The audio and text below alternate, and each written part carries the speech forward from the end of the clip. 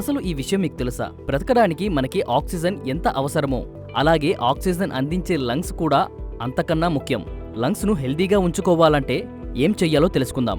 ఒకవేళ lungs problems వస్తే దగ్గు, శ్వాస తీసుకోవడంలో ఇబ్బంది, ఛాతీలో బిగువు, గుండెదడ వంటి లక్షణాలు ఎక్కువగా కనిపిస్తాయి.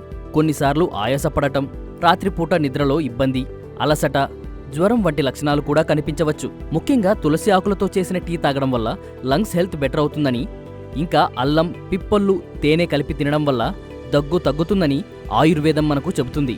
ఇలా మనము నిత్యం మన ఇళ్లల్లో పాటిస్తున్నాము కూడా. వీటితో పాటు స్మోకింగ్ మానేయడం, శుభ్రమైన గాలి పీల్చుకోవడం వంటివి అలవాటు చేసుకుంటే మీ లంగ్స్ హెల్త్ని కాపాడుకోవడం మీ చేతుల్లోనే ఉంది.